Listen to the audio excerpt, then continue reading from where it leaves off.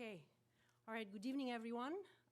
Welcome to this evening's keynote organized by the Economic Democracy Initiative and co-sponsored by the Levy Economics Institute. My name is Pavlina Cherneva, and I'm the president of the Levy Institute and the founding director of the Economic Democracy Initiative. Before we start, I want to remind the undergraduate students that enrollment for our graduate programs at the Levy Institute is now open. We have two graduate programs, a 3+2 program in Master of Science in Economic Theory and Policy, and a Master of Arts, which is a 4+1 program. Today, I am delighted to welcome back to our campus Professor Robert Skidelsky. He's Emeritus Professor of Political Economy at the University of Warwick, a member of the British House of Lords, and biographer of one of the most influential economists of the 20th century, John Maynard Keynes. The last time Lord Skidelsky visited our campus was in 2019, right before the pandemic, when we were commemorating 100 years since the signing of the Treaty of Versailles, which effectively ended World War I. At the time, John Maynard Keynes warned that the stiff war reparations and other harsh terms imposed on Germany by the treaty would lead to the financial collapse of the country and predicted the serious economic and political repercussions and the rise of fascism. In today's lecture, Lord Skidelsky has returned with a different message, and namely that we cannot ignore the connection between our economic and political system and technology. So allow me to reflect on the last few decades of economic development in the context of the most recent presidential election in the United States. Though this is not the subject specifically of this talk, it is related to the question of the impact of technology on well-being and on the economic condition. All polls, whatever one's feelings about their reliability in the US, kept pointing to the same defining issue in this as in every other election, the economy. Critical issues, indeed existential issues of democracy, reproductive rights, freedom, filled the airwaves and political speeches, but the economy remained once again more powerful than any one of them. And while the immediate grievance seemed to be inflation, that came on the heels of decades of economic difficulties and eroding labor standards and conditions. And while economists uniformly failed to grasp what these concerns with the economy were all about, the labor market, almost everybody announced, was at full employment, and that the economy was the best economy since the Great Depression. A few of us, right here at Levy, for example, strongly disagreed, and so did a large segment of the electorate. Economic insecurity, runaway inequality, the instability of jobs and livelihoods, inability to make ends meet or to enjoy an increasing standard of living were not captured by the mainline numbers, economic numbers of growth, or the employment numbers for that matter. They did not offer insight into the way most people experienced the economy. Almost 100 years ago, in a 1930 essay, The Economic Possibilities for Grandchildren, John Maynard Keynes predicted that our generation will only need to work 3 hours a day, enjoying improvements in our standards of living due to technological advancements. That prediction has not come to pass. And anxieties over the impact of machines on livelihoods are arguably as widespread as they were at the dawn of the Industrial Revolution. In this talk, Lord Skidelsky will talk about his latest book. In the UK, it is under the title The Machine Age. This is the US edition called Mindless. And he will talk about the impact of machines on the human condition, on the way we work, on the way we live, and on our possible future. Please join me in welcoming Professor Skidelsky.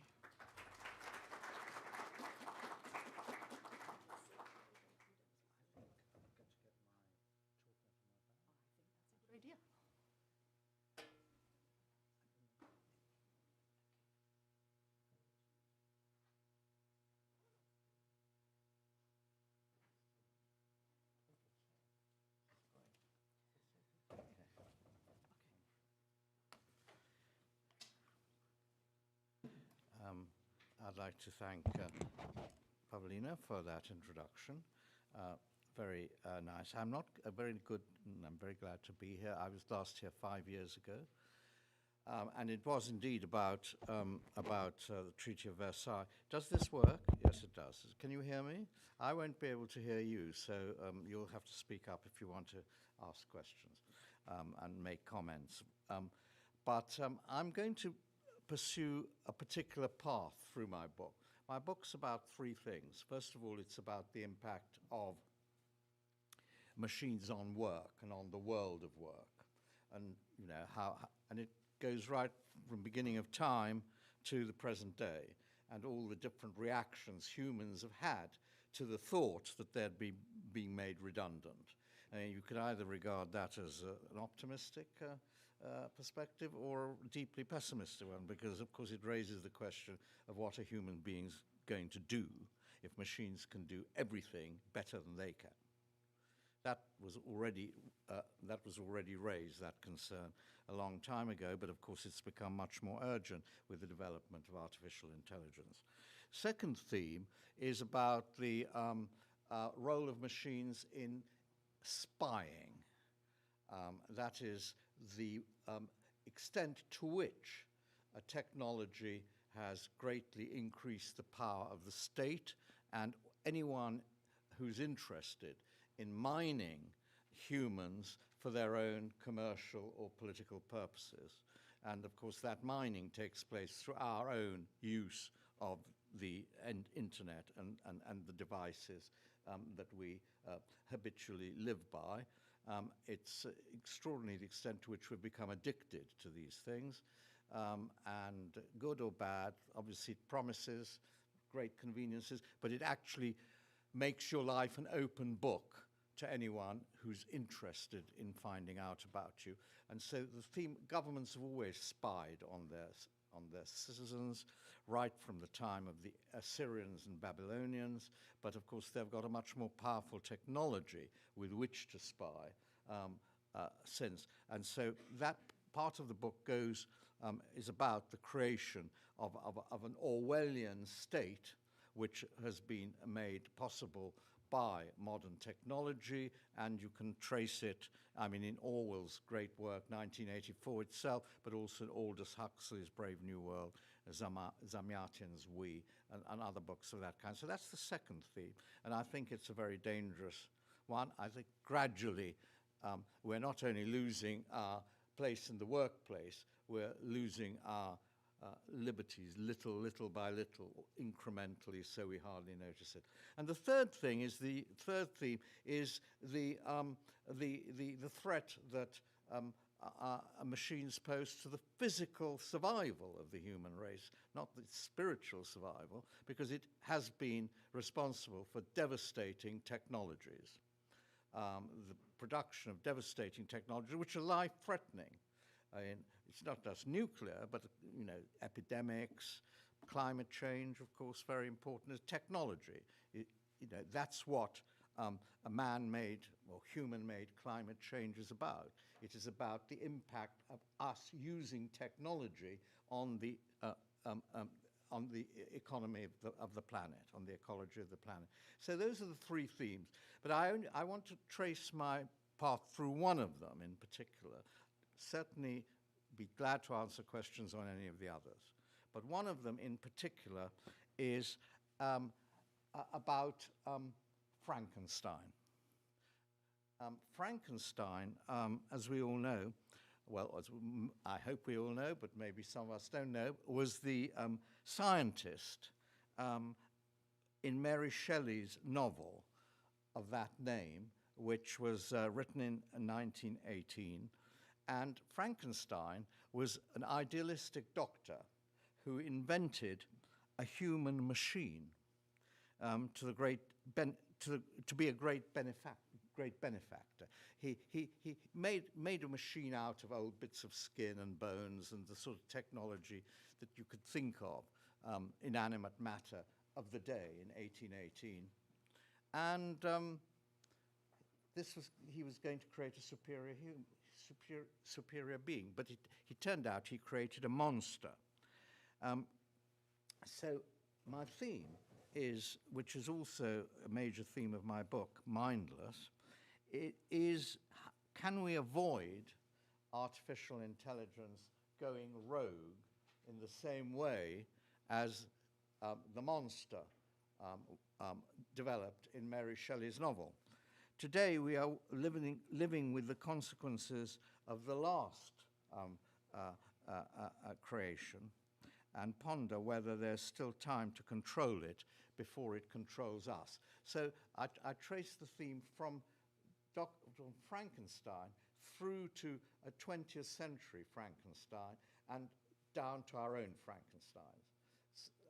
So I hope I get through that in reasonably quick order. So Mary Shelley's Frankenstein, or the modern Prometheus, 1818, marks the historical moment when the dreams of the Enlightenment turn into nightmares. Before, what it tells is the story of a hominoid creature constructed from dead body parts and animated by a battery to serve its idealistic master, Dr. Frankenstein. And what's it meant to do? I mean, what are his hopes for it? Well, he says he wants to create a more perfect human being, a great benefactor, and he's thinking of all the advances in medical science that would flow from, the development of his technique of creating artificial humans. But his creation turns out to be a killing machine. Mary Shelley's story of a science experiment gone wrong became a metaphor for the whole project of mechanizing human intelligence. It marks the start of the humanistic revolt against the machine, a warning against the hubris of scientists, which, alas, still continues. It hasn't been expunged. This warning hasn't been accepted. Now, there's an interesting twist to this, because Mary Shelley's husband was the poet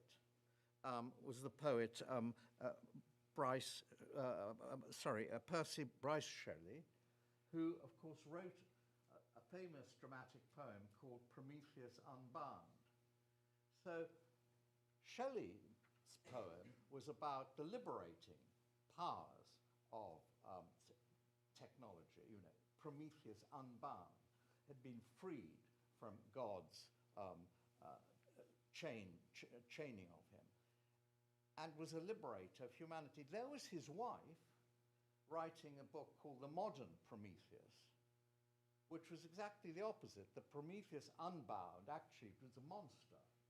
So the modern Prometheus of the wife and the Prometheus Unbound of the husband, all at the same time. I wonder what it did for marital relations. I mean, their view of the future of humanity was diametrically opposite. But no one now reads Prometheus Unbound, the Shelley book, unless you do Ing-Lit somewhere. But the Mary Shelley's book is still cited the whole time. So in conceiving him, Mary Shelley drew both on the traditional literature of animated puppets and automated robots. That goes right back to the ancient world.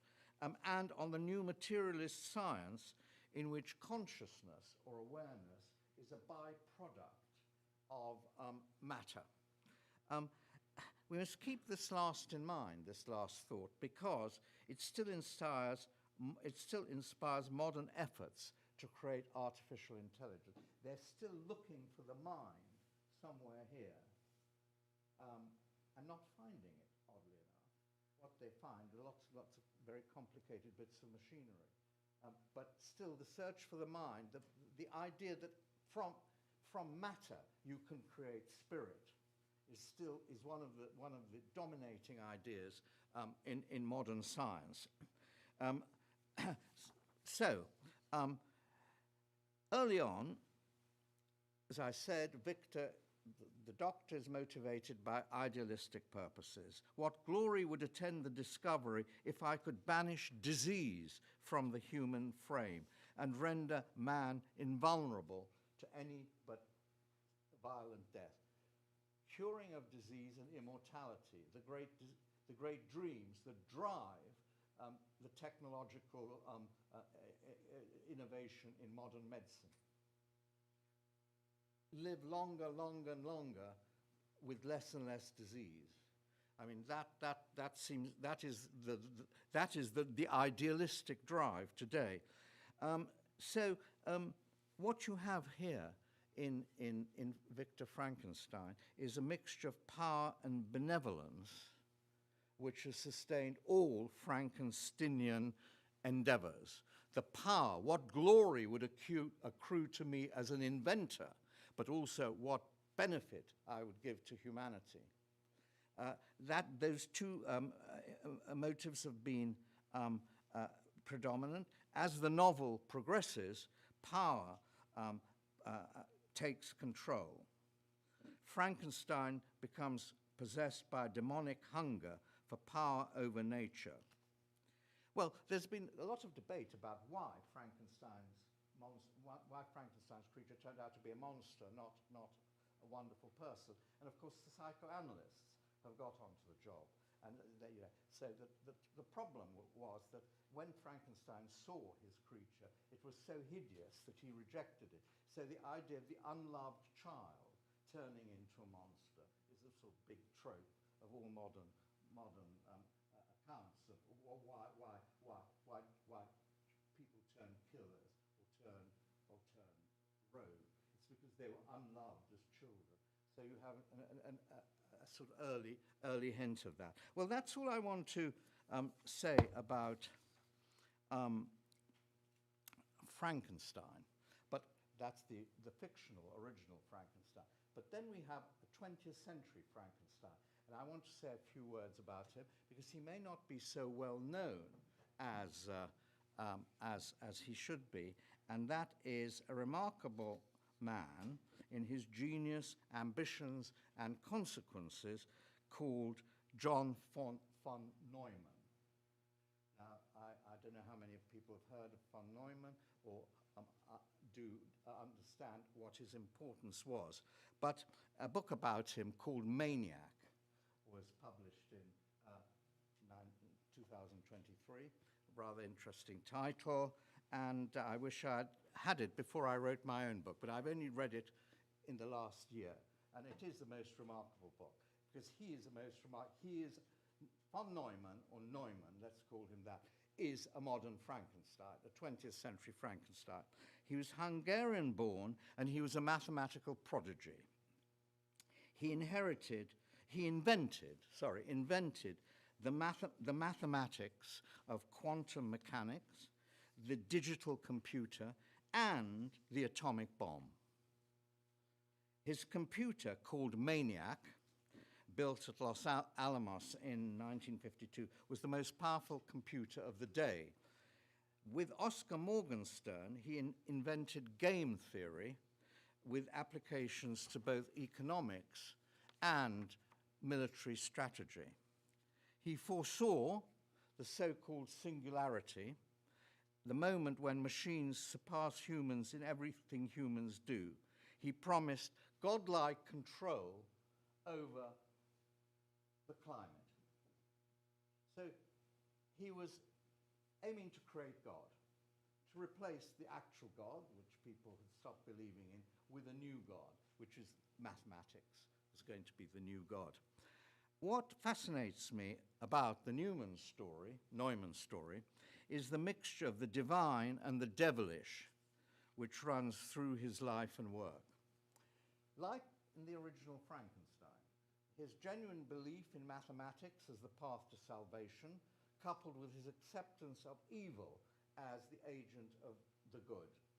His view of technology, however destructive, as the price of progress, which led him to turn his maths into creating weapons of mass destruction. His life sums up the spirit of the machine age, which sought in science and technology, whatever their consequences, the only antidote to human madness as revealed in 2 world wars. That they were serving an even more extreme form of madness rarely occurred to them. Putting it very simply, an influential group of mathematicians and scientists in the first half of the 20th century, largely Hungarian. Why Hungarian, I asked myself. What was it about Hungary that produced this explosion of mathematical genius in the first half of the 20th century? They were all Hungarians. Someone once said they all went to the same school, and that explains it. But I don't think that's a sufficient explanation. But what they tried to do, they saw in mathematics the only answer to human irrationality. Maths would place reason in charge of all human activities.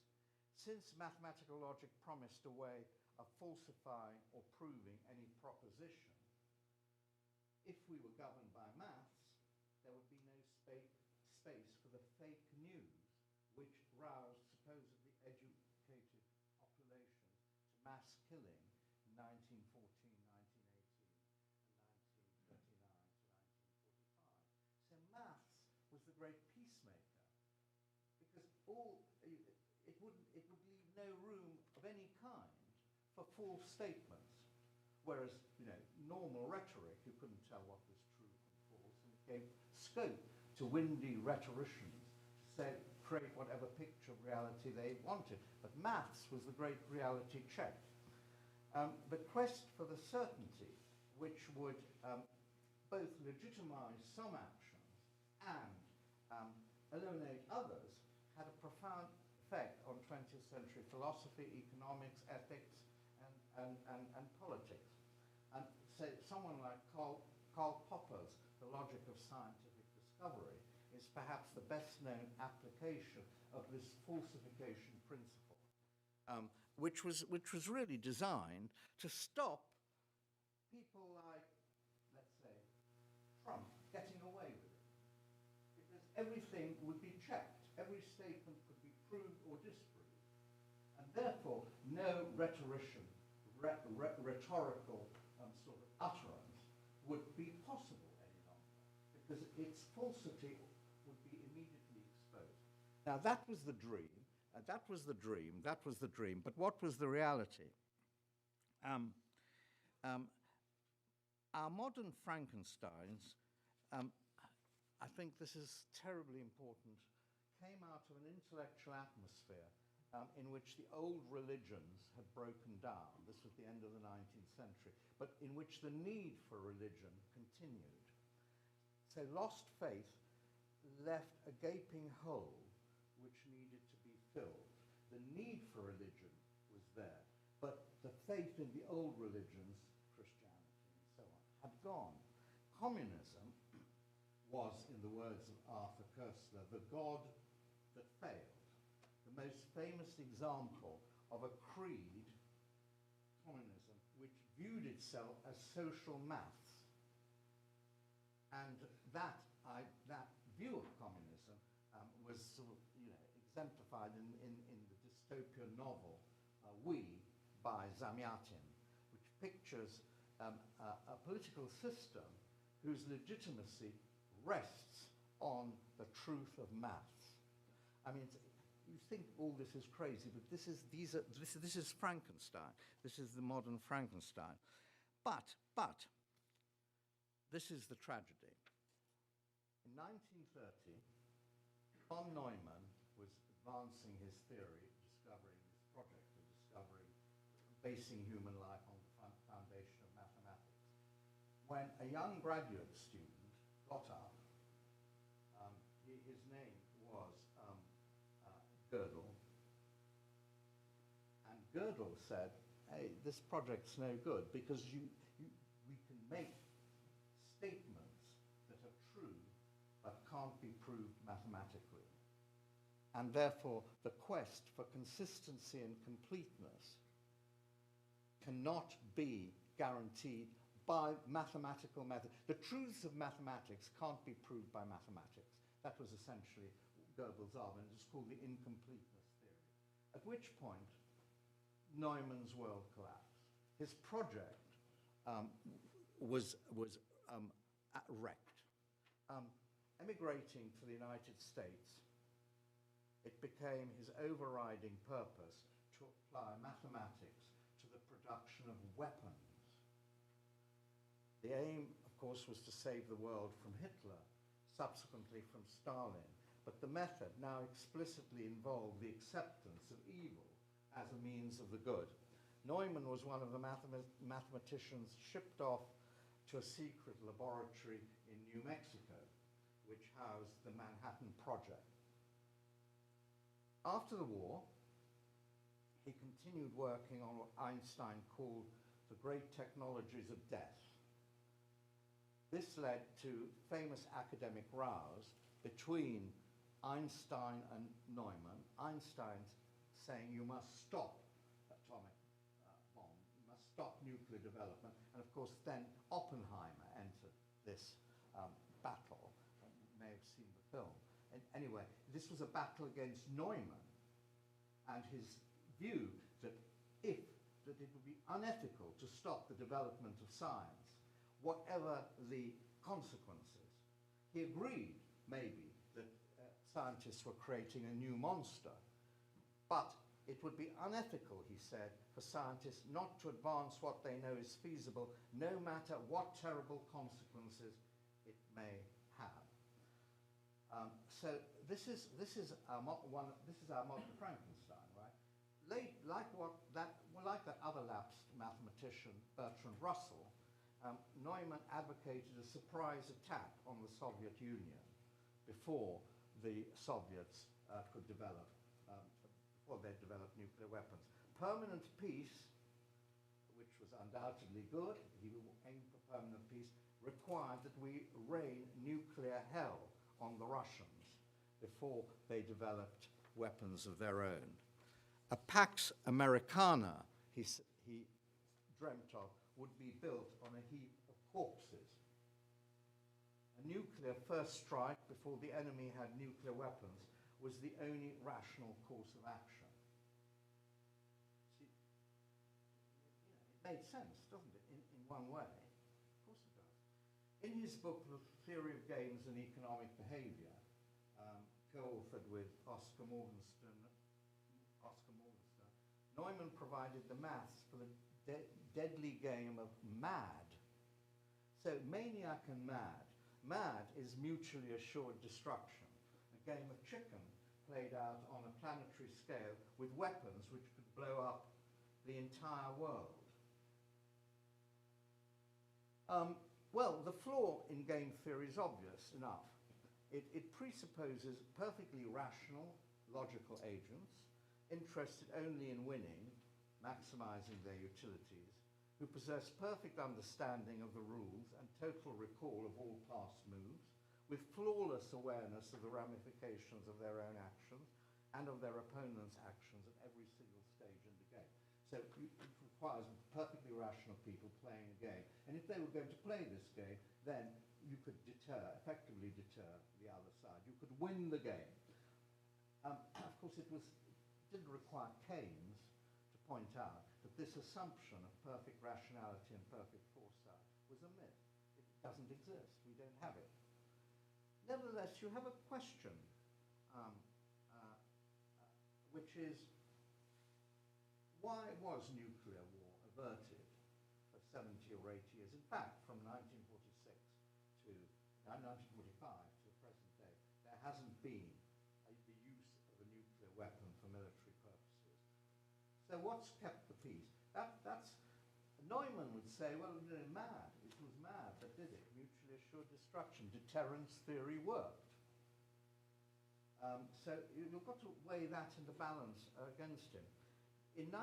But that's not the end of Neumann's contribution.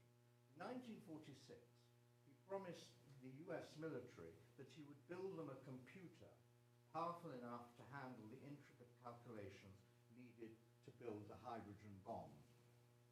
The machine was the mathematical analyzer, numerical integrator, and computer maniac.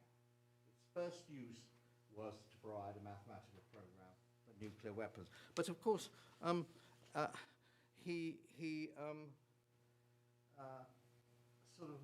also, another of his ideas was, he said, look, we suffer terribly from these hurricanes and storms. Now, provided we can sort of accurately predict the weather, we can send hydrogen bombs into space to dispel hurricanes as they approach. Wouldn't that be a great boon to humanity?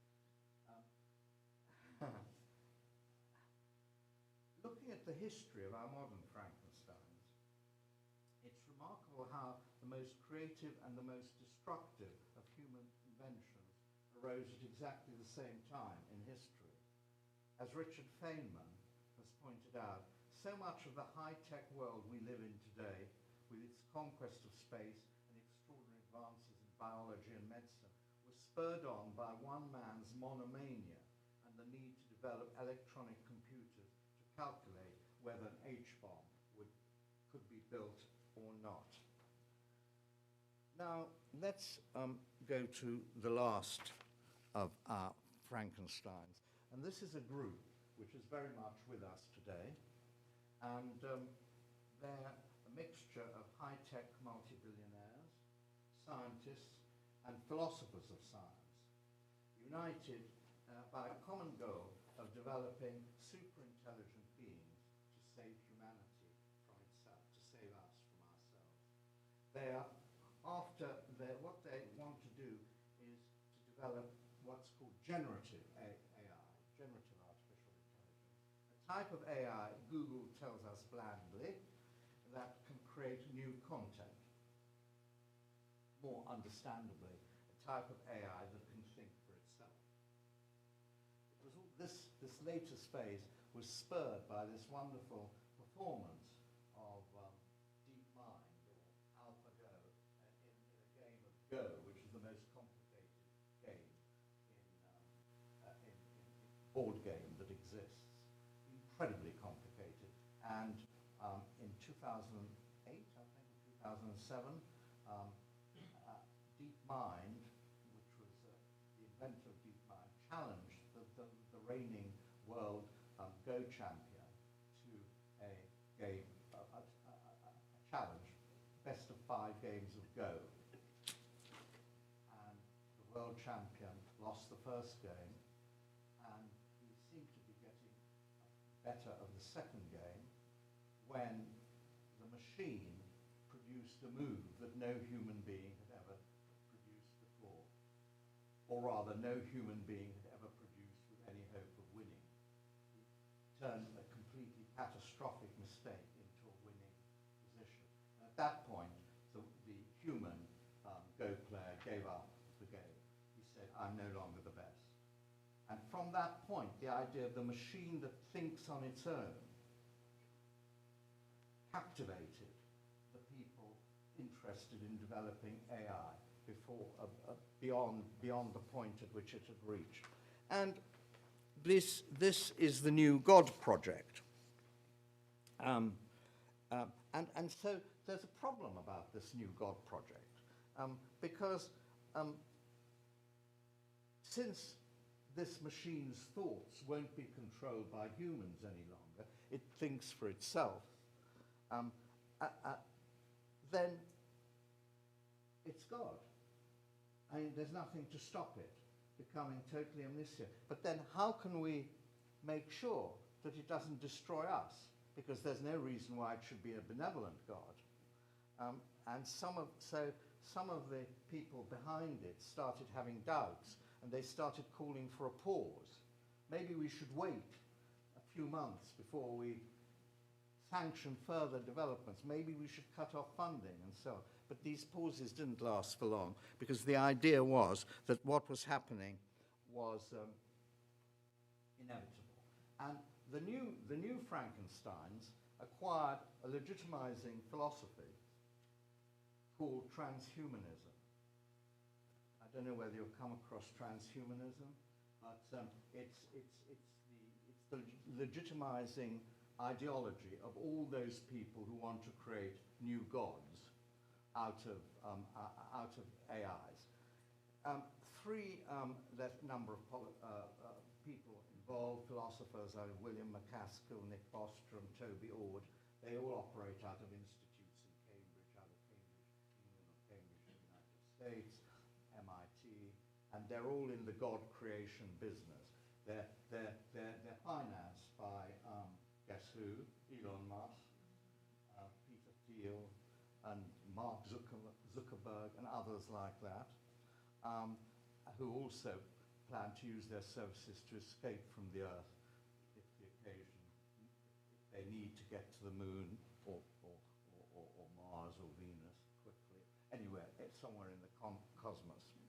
Well, of course, transhumanism, in one way, is good. It alerts us to the destructive power of modern technology. It says, yeah, look, we've got to try and humanize our gods in some way so that they don't destroy us.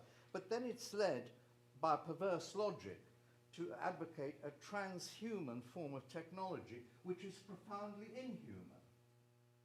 Humanity is cast as a reified construction identified with a property intelligence, divorced from the actual life of persons. So this carries the transhumanist ideology to the point of madness, providing our contemporary Frankenstein with new intellectual gains. So, I mean, you know, one can go through this. I don't want to spend, well, no, this is an important thing because it takes us right to what's happening today. And it also casts some light on why Keynes's idea in the economic possibilities for our grandchildren of a humane technology, one that would lift humans to higher and higher forms of life, has not been realized because the machines that were going to do it are quite destructive of what it means to be human. And therefore there was something Keynes didn't grasp in his projection of a utopian future. So, here's the philosophy. Utilitarianism is the starting point. The goal of policy should be to maximize the utility of the universe, and the rightness of an action is judged by its long-run consequences for utility. That's step one. So no actions are ruled out ab initio. Step two follows from the logic of counting heads. It's the quantity of utility which matters, not the quality. That means treating everyone's utility the same, including the utility, this is a vital step, of those who are not yet born. Thus, the goal is not to maximize the utility of the present generation, but of all feasible future generations, of which this generation forms only a tiny fraction, obviously, of all the people who could expect to be born from the present population of the world. Our population is only a tiny fraction of it. But our duty is to maximize the utility, not just of ourselves, or a tiny fraction, but of the next generation, and the next generation, and the next generation after that. Ethically speaking, the utility of our own generation should make only a tiny claim on our moral concerns. As Ord puts it, this philosopher, because in expectation, almost all humanity's life lies in the future. Almost everything of value lies in the future as well. And so they have a creed called effective altruism, which aims to prioritize the interests of the yet unborn over those of the present generation. I think that's all right, because isn't that what we have to do with climate change? We have to think of the, not only of ourselves, but of the, but they go much further than that, because their utilitarianism is not limited to any finite period, but it is actually, it stretches into infinity. The next step, and this is this is where we get really mad, is that you equate the utility of the universe with the utility of intelligence potential. That is, its capacity for creating value. Now, this is a crucial step. Humans are unique among animals in their cognitive ability. Their cognitive potential has steadily advanced through the operation of the Darwinian survival of the fittest. And with billions of survivors now inhabiting the planet, survivors of the Darwinian competition, humanity's intelligence has grown to the point when it can reproduce itself exponentially without limit. A well-known example of this in current discussion is Moore's law on the potential of computers. So, with the development of AI, humans have taken charge of the evolutionary process. AIs are starting to be built which can equal the best of human intelligence, and sooner or later, humans will be able to design superintelligent AIs. Bostrom defines superintelligence as any intellect that greatly exceeds the cognitive performance of humans as in virtually all domains of interest. Since the design of machines is one of those, little activities which these superintelligent machines will occupy themselves with, there's no stopping them.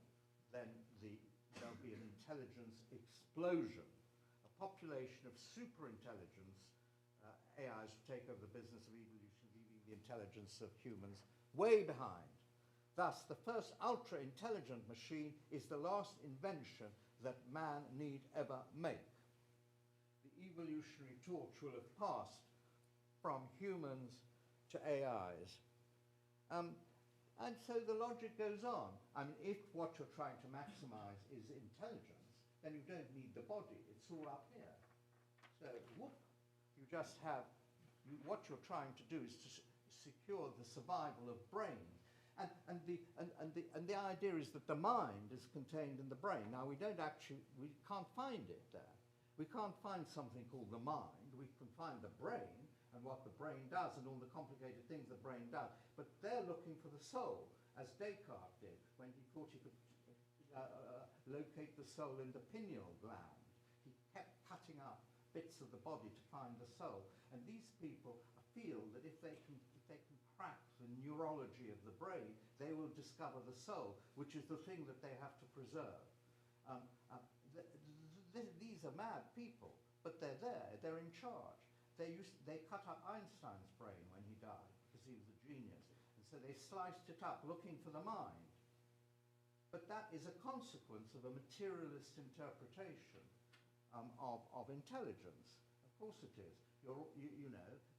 In theory, you can crack the problem, and then you're on the way to immortality and godhead. And so this is what drives them. But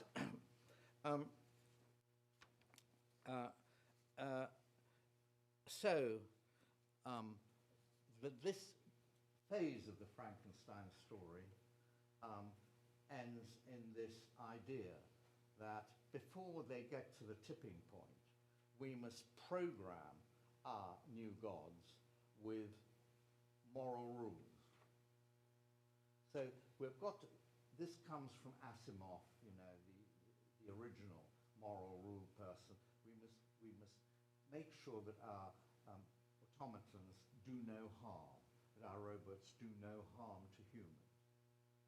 So we have a more elaborate set of moral rules which we've got to equip our AIs with before they pass the singularity, before they tip over into self-generating action. But we equip them with but then, what moral rules? When you say, well, what are these moral rules? They turn out to be rather trite and trivial and sort of all thin moral rules. And then, whose moral rules? Our moral rules? Chinese moral rules? Russian moral rules?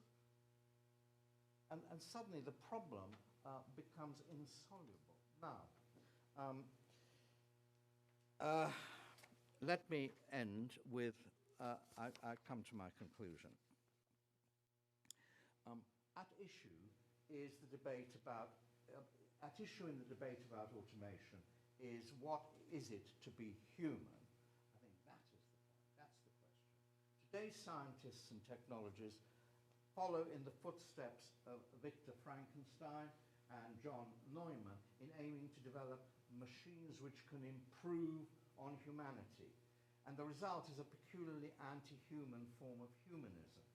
I mean, take the debate about upskilling, which goes on in the world of labour and labour markets. We need to be constantly upskilling humans, the argument goes, in order for them to keep up with machines. Only that way will we retain our place in a machine culture. But what sort of place will that be? What sort of humans will these upskilled humans be? I mean, what we don't talk about is the fact that in the process of mechanization, hundreds of human skills have been lost. Humans used to be able to do many more things than they now can.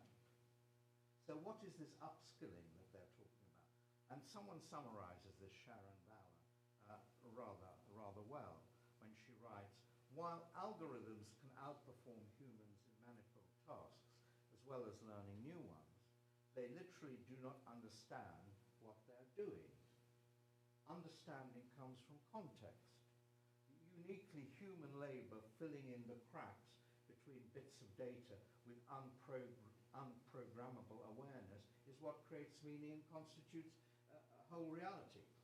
Yet the more our minds are trained by daily interactions with digital technologies to think like algorithms, the less intelligent and more artificial we ourselves become.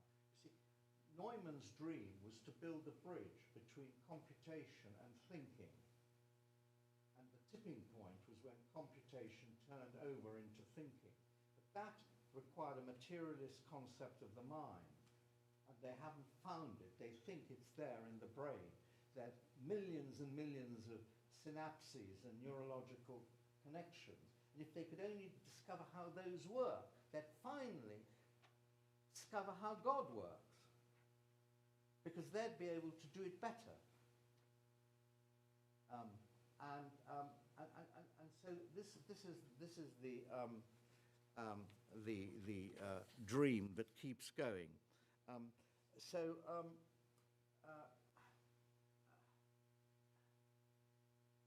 The older and historically much more influential view is that humanity is constituted by its imperfections. If we said, what is it to be human? One obvious answer, well, we have certain obvious answers. The ability to empathize, the ability to love, the ability to show emotions, and all that kind of thing. And of course, the ability to think at a very high level. But more than ever, more than anything else, it is the ability to make mistakes. Animals don't make mistakes. You can't say, look, you made the wrong choice in choosing to go here rather than there, or attack that animal rather than that animal. I mean, you can say it had bad consequences, but there was no choice involved. And they didn't choose. Someone didn't say, look, let's go this way, chaps, and not that way. I mean, but we have the ability to make mistakes.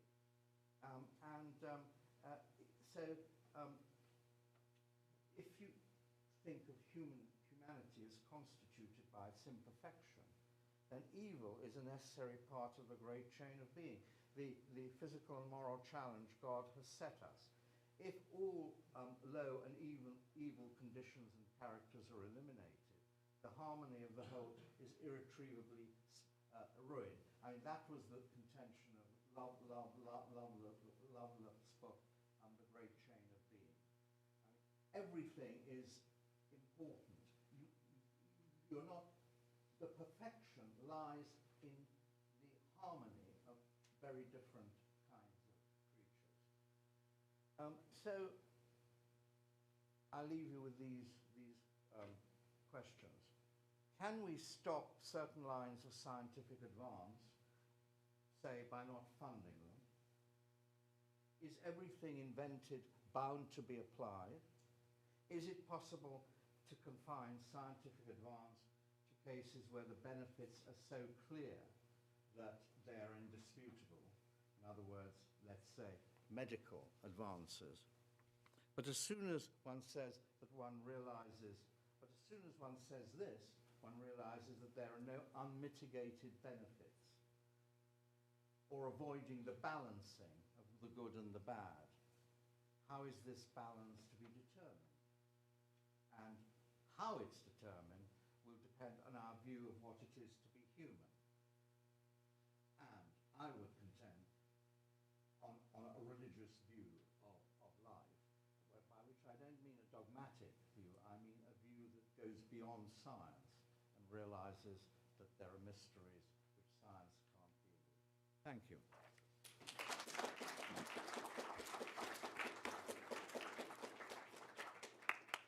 Thank you, Robert.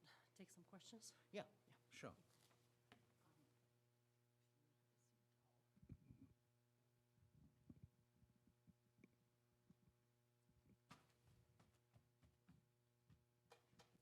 Questions?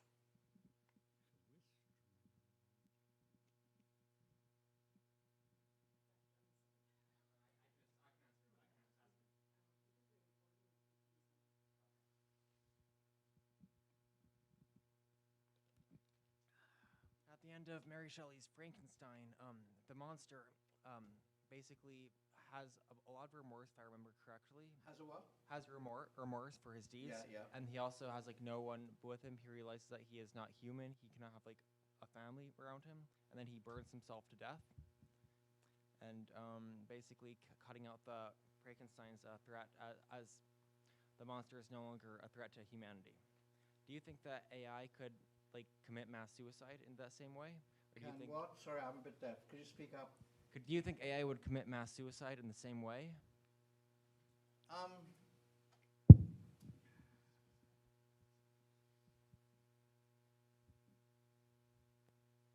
Well, it's possible. It's possible. It's unlikely. I mean, because what you're getting in with the modern Frankenstein is something, an intelligence that is superior to that of its creator. Because the creator understands how to create intelligence that is greater than the creator. And once the intelligence is created, then of course they have the free run over the evolutionary process. So there's no reason why they should feel remorse or why they should want to commit suicide, because they're perfect at that point. They can do. Now, it may be that they will start fighting each other, but that shouldn't be. That could be. If you can think of imagine the development of AIs in different nations. Let's say there's a Chinese AI, and then there's an American AI, and there's a European AI. Let's say each of them have developed. They've all passed the point of singularity.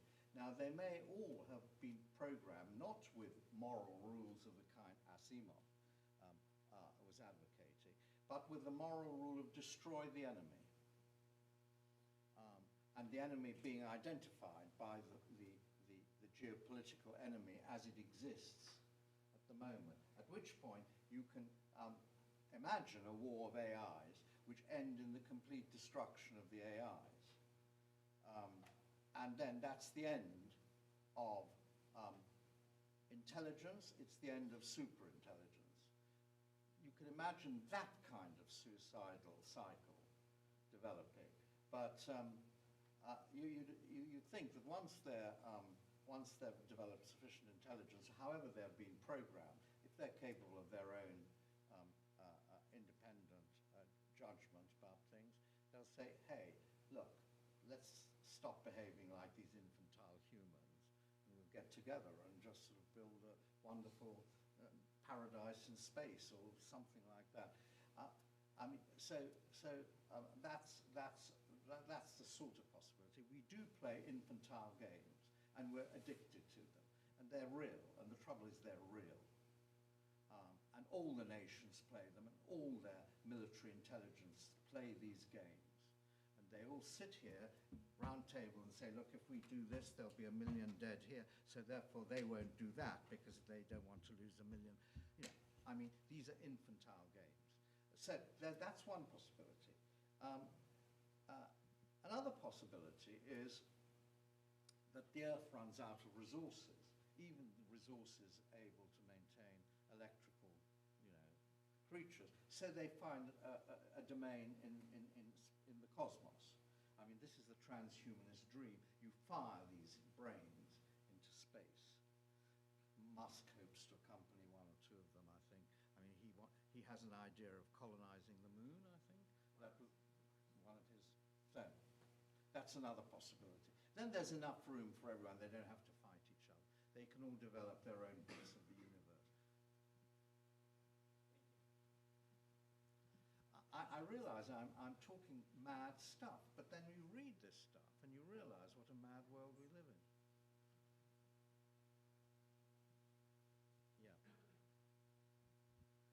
Hi. So Robert, those of us in education, teachers, one of the aspects of AI we're dealing with is, of course, whether or not the college essay is quote-unquote obsolete, because it's rather easy to reproduce a lot of varieties of essays answering a lot of varieties of questions.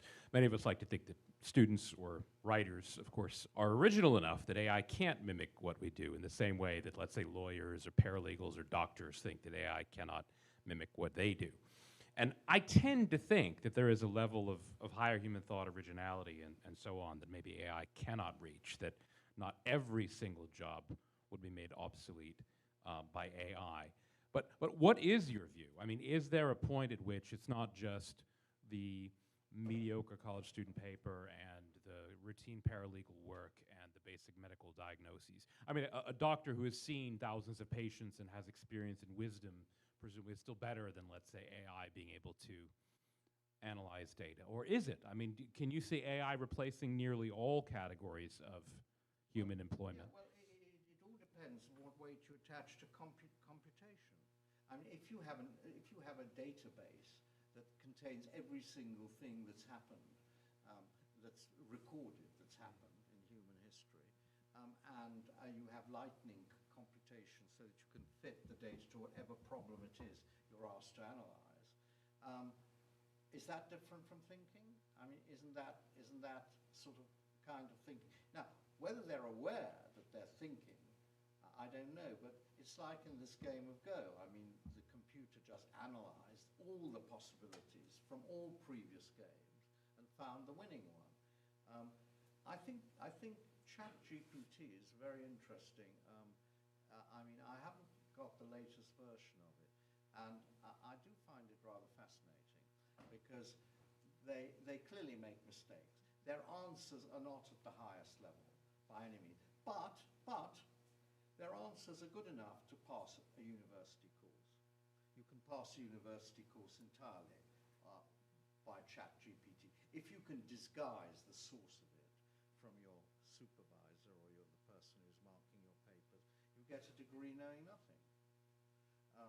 Now that is a problem for teachers because they can't check up everything. I use ChatGPT often for references.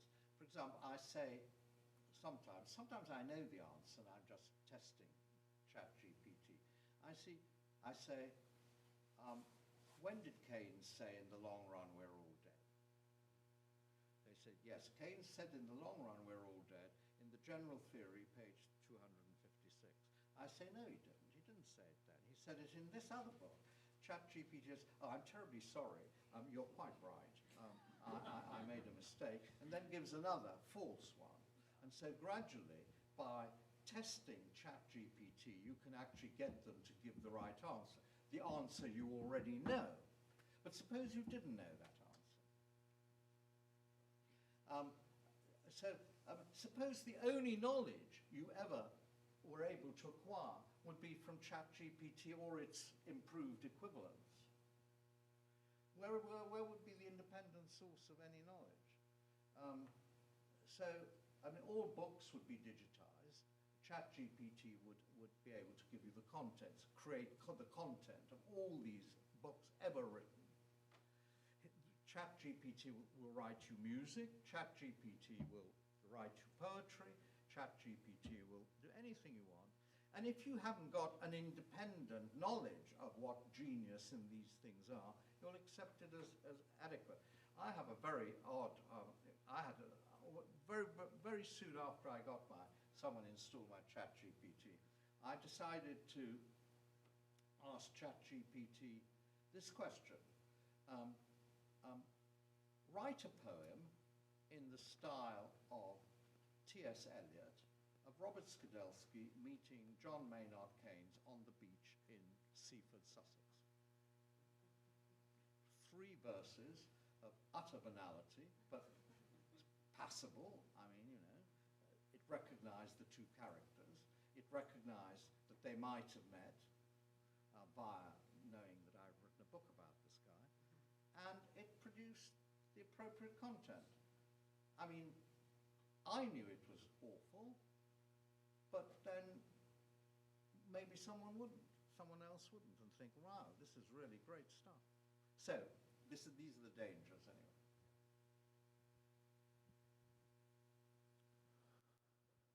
So, Professor Skidelsky, you mentioned earlier that the AI is, as you said, thinking for itself. And I think one of the things that makes us humans so unique is that we have a need to identify problems to solve because it's crucial for our survival. And we have more than just a logical system, which is what the AI is, but we have all kinds of other neurological systems to assist with that survival. So my question to you is, given that the AI sort of lacks those other abilities beyond logic, to what extent are the fears of AI due to a sort of personification that might... Just repeat that question. What?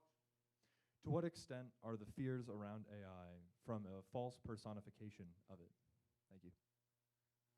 Yeah, I should have got my hearing aid. What extent are the fears of AI? A result of false personification. False Personification. personification. So what does that mean?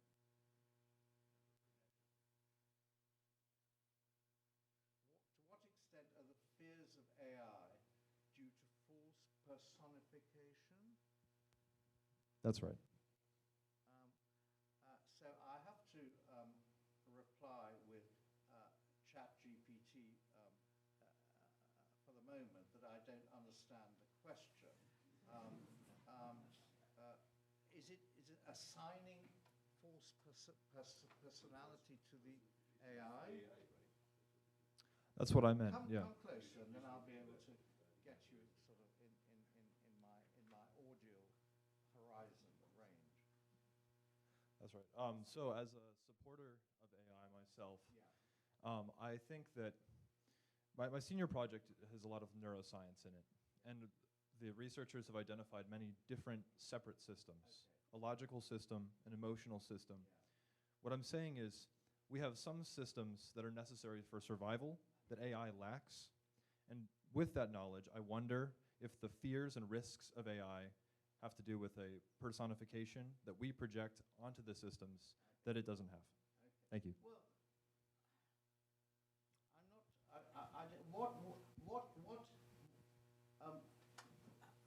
let me reply in the words, if I can find them, of von Neumann. He said, everything you say that an AI can't do, I will show that it can do. So I think you've got to be a bit more precise and say, look, an AI can't do this. You might then have one of two replies. It will never be able to do this, or it will do it when our technology is a bit better.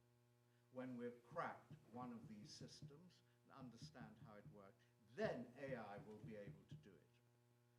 I mean, I think the best hope of the people who would hope to stop AI is that there are some things that are uniquely human which AIs can't do, will never be able to do. They will be able to speak perfect French, but they will not be aware they are speaking French, as opposed to Spanish, or as opposed to English. So these are things, these are problems that came up very early on in the Turing test, as it was called. You could actually replicate perfectly in such a way that, you know, I could speak to you and I wouldn't know you were a robot. But you wouldn't know that you were. You wouldn't be aware of what you were doing. You would just be programmed to do it. Now, we've got a lot further than that, because now we're postulating the idea that you would be aware of what you're doing as a robot. You would be perfectly aware of how you were interacting with me, let's say a human being. I wouldn't be able to tell, but you would now know. Now, that's called consciousness, yes? Self-awareness. Is that something we can expect a robot to develop? Or can we expect to develop it so that it starts to develop it itself? In other words, we program it like a robot, like DeepMind playing Go, so that the robot takes over the game. And here we're talking about a game, but we're actually, what we mean is life. But is life a game? Well, yes, people who developed the MAD system, mutually assured destruction, developed it from a game. They called it game theory. Economics believes in game theory. I mean, you're taught economics as game theory, as a kind of game. So then what's to stop? What's to stop AI simply being able to do everything? What is it that it can't do, or conceivably can't do? It doesn't matter, it can't do it now, we realize that, but in 50 years or 100 years. What is the barrier? Is there a barrier that would stop super-intelligent AIs being developed? That is, AIs with thinking powers of their own. Because if they develop thinking powers of their own, they'll be better than ours. Because they'll then have all the computational abilities that we won't have added to these thinking powers. And so they will be superior, and then they'll be able to take over. Then, you know, we'll be pets, or we'll be obsolete, or, you know, well, I don't know, kept as slaves or something like that.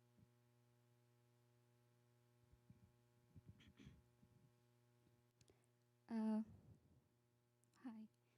So I guess my question would be similar to the first question. You note that Frankenstein's... Yeah. Pavlina, if someone talks from the back, if you came here and then you could sort of tell me what's being asked. I'm so sorry. I've got a hearing aid there, but I should put it in.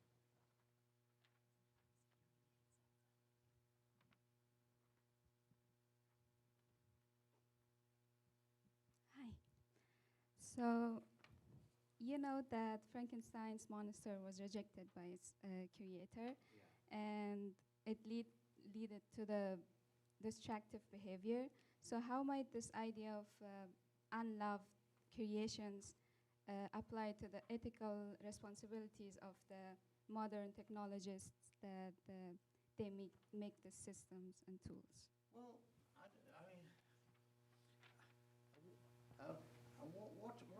how can you imagine an unloved computer? What would an unloved computer be like?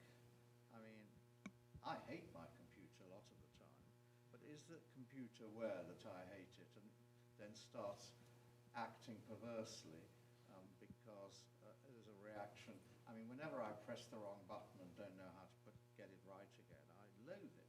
I can easily imagine people picking up their computers and flinging them against the wall and destroying them, really, like you destroy a person you're very annoyed with.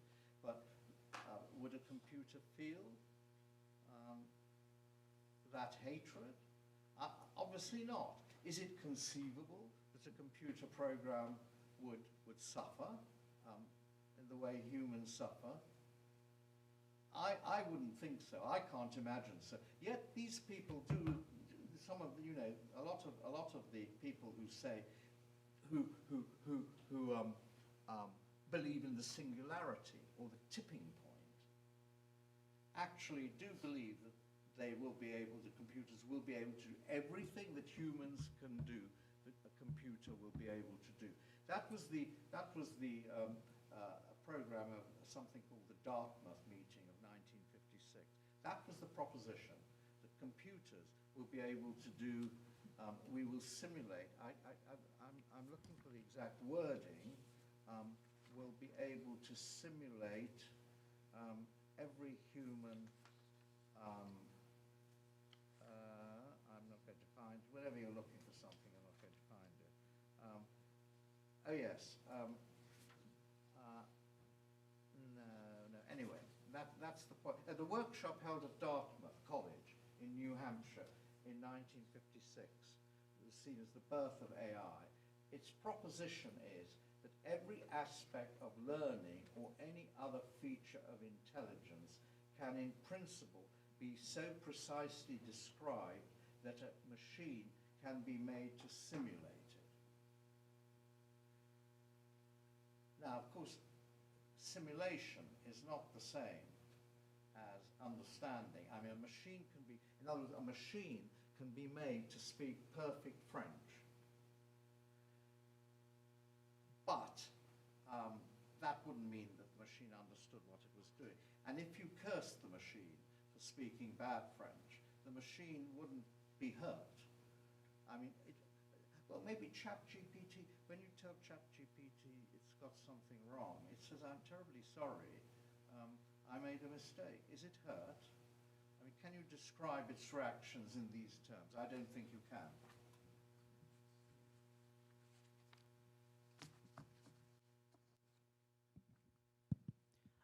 Hi, Professor.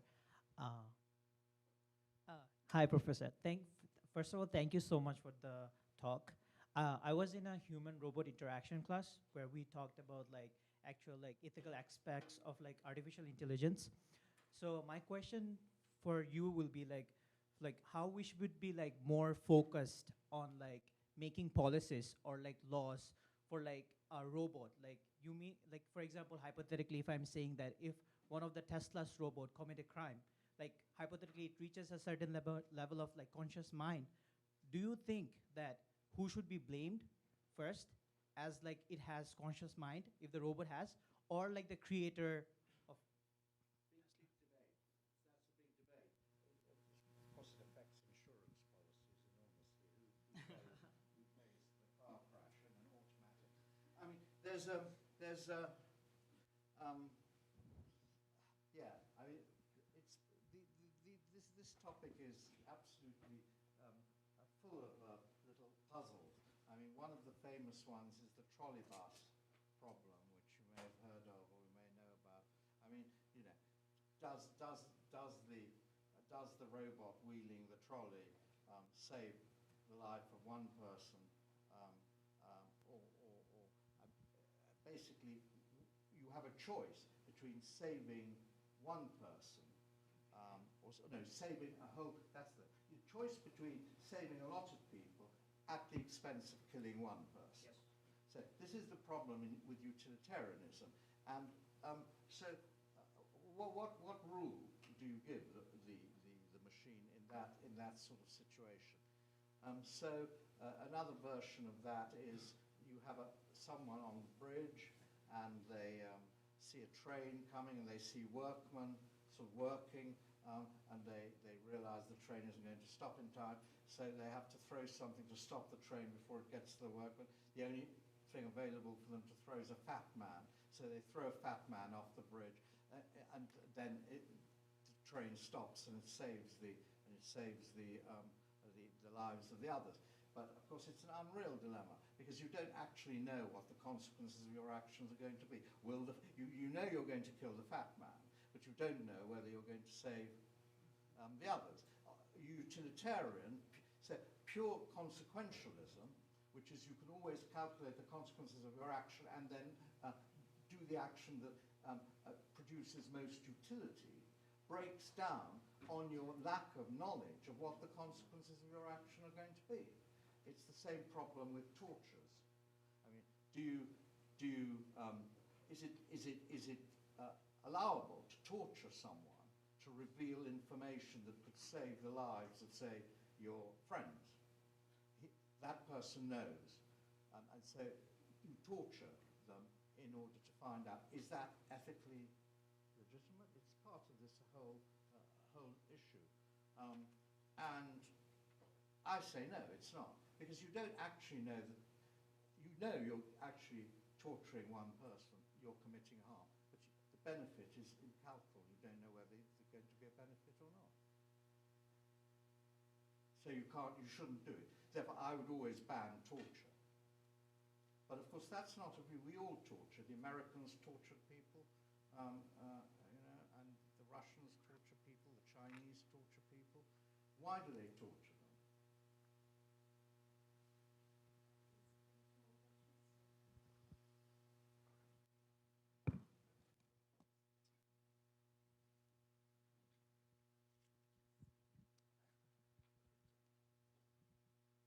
Hi. So in your book, you detail kind of like the Christian views on work, working monks, and there's kind of this quip about the workly saint being transformed into saintly workers. And so now with AI, machines, perhaps historically, they've kind of come for the more rudimentary worker, as you detailed the weaving looms, for example. But now perhaps AI is coming for the good jobs. And similar to like the monks, as you mentioned in the book, they would often choose the best jobs. So although they were working all the time, they enjoyed it. Now AI perhaps is coming for the good jobs, writing, poetry, music. So is there any reason to be optimistic in AI pushing the needle towards more leisure or equality in leisure? Not unless you stop some of this development. I think you've got to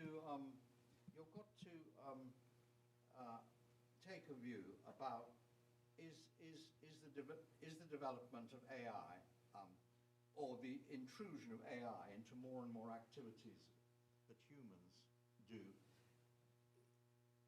is it stoppable? If it's stoppable, you might want to stop it. I mean, that is the dilemma.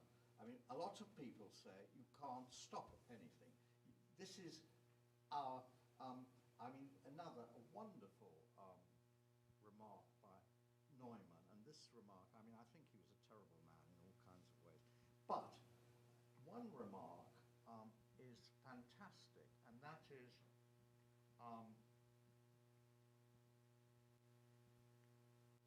progress is a disease for which there is no cure. And that is very thought-provoking. Progress is a disease for which there is no cure. That means you've got to go on. You know, the consequences may be awful, but ethically you have to, because that's the way we're constructed. And yet it's not the way we're constructed. You see, if you really try to break that sentence down a bit, you find it's a very Euro-Western-centered observation. In fact, there was no technical progress for thousands of years, and even in some of the greatest civilizations of history, there was no technical progress really, or scientific progress, until the West imported it. Now, it's not that, I mean, you know, that picture is not, it's oversimple. And you can talk about the invention of zero, you know, in Baghdad, and all kinds of things. Of course, the invention was everywhere. But broadly speaking, this Promethean urge of Shelley is very much a Western idea. And it wasn't a Chinese idea. It wasn't an Indian idea. And so, in the name of this Promethean liberation, Promethean urge, we've unleashed science and made it our God. But that's a Western thing, I think, a very Western thing. Therefore, the answer to your question really is, at what point, or is it possible to stop technology or science and say, look, there's enough. Look at history now. I mean, for example, a Roman emperor. Can't remember which one. Maybe it was Hadrian, or maybe it was an earlier one. An inventor came to him and said, "Look, I've got a much more efficient way of building aqueducts." So he had them beheaded, the inventor. Why? Because building aqueducts gave work to people. And so the emperor thought, if a machine can build these aqueducts, well, what will all these people do? They'll maybe join a slaves' revolt or something like that. So it was stopped. What about, how do you explain, I don't know enough about it, but I mean, maybe some people do. China, I mean, it had two world-shattering inventions, which were simply not utilized. I mean, one was gunpowder and the other was printing. I mean, they used gunpowder for fireworks, and they used printing for printing endless volumes of encyclopedias for the training of civil servants. But that was it. Why? Why was it stopped? Why wasn't there this Promethean urge to sort of carry on? Well, you can have lots of explanations of it. One reason why an imperial system would want to limit the use of gunpowder is it wouldn't want its enemies, rebels, to be equipped with guns to fight its own forces. So you can imagine all those sort of reasons apply. All I'm saying is I don't buy quite the argument that that science is unstoppable. I think it can be stopped. And one thing that will stop it eventually is if it turns out to be too destructive, you'll start civilization with much less science. The survivors won't have as much. That's one way of stopping it. I think we have to leave it there. Once again, join me in thanking Professor Skidelsky.